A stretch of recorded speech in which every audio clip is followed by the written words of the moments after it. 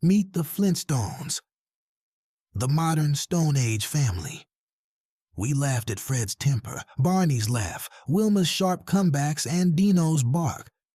But behind the laughs was something deeper. The Flintstones didn't just entertain us, it miseducated us. It left entire generations believing a false picture of the Stone Age, and one of the most damaging lies was about skin color. The Flintstones first aired in 1960. At the exact same time, black people in America were marching for equality. The civil rights movement was shaking the nation. Martin Luther King Jr. was delivering sermons of justice, Malcolm X was exposing the truth about white supremacy, and everyday men and women were demanding freedom. And yet, on Saturday mornings, millions of kids sat in front of a TV watching cavemen who looked like their white neighbors in the suburbs. White Fred, white Wilma, white Barney, white Betty. This was no accident.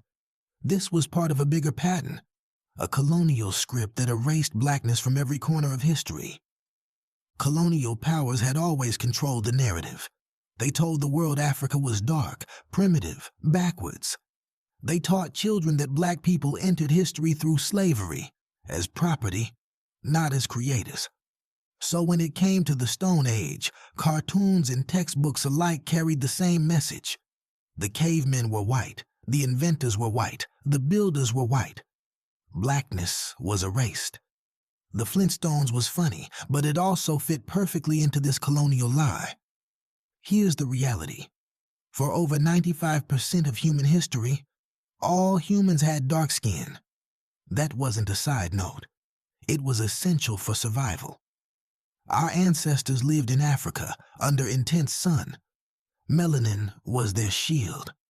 From the first stone tools 3.3 million years ago, to the rise of Homo erectus 2 million years ago, to the birth of our own species about 300,000 years ago, every ancestor was dark-skinned.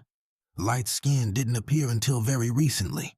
The gene SLC24A5 spread about 8,000 years ago, and SLC45A2 became common only around 4,000 years ago.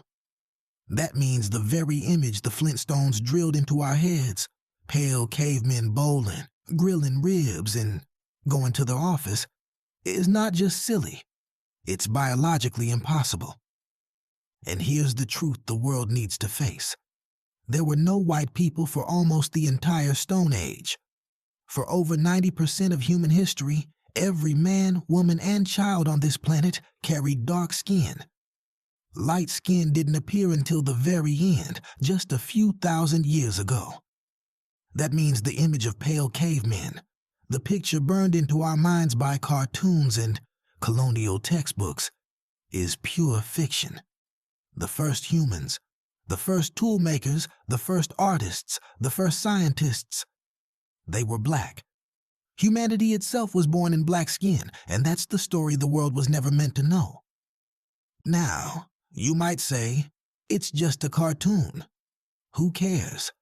But pop culture is powerful. For many children, cartoons are their first introduction to history. The Flintstones shaped how millions imagined the past. And once that picture was burned into their minds, a white Stone Age, it stuck. Generations grew up subconsciously believing civilization and progress belonged to whiteness. That erasure wasn't harmless, it was programming.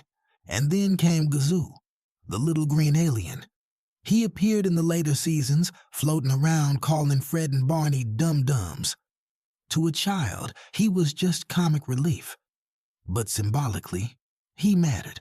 Because whenever Fred and Barney couldn't figure something out, Gazoo's alien technology was the answer. And that mindset still exists today. Look at how people talk about the pyramids, temples, or ancient megaliths. If white people didn't build it, then it must have been aliens.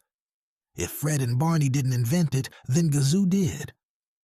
Think about the shows we see now. Ancient Aliens, documentaries that ask, did extraterrestrials give humans the tools to build civilization? They show pyramids in Africa, temples in the Americas, monuments built by indigenous and black people. And instead of crediting the actual builders, they hand the glory to visitors from space. That's just Gazoo all over again. The lie has evolved, but the effect is the same. Black and brown civilizations are erased. Their genius is denied. Their contributions are handed to outsiders, whether it's a cartoon alien or a supposed visitor from the stars. What disappears in this rewriting is extraordinary. The world forgets that black people created the first tools sharper than steel, that they controlled fire, that they painted the first art on cave walls tens of thousands of years ago, that they mapped the stars and followed migrations, that they were the first engineers, the first astronomers, the first navigators.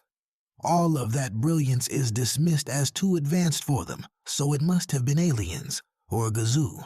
Never Africa, never blackness. And the cost is heavy. Children grow up believing whiteness is default and blackness is an afterthought. White kids imagine themselves as inheritors of progress.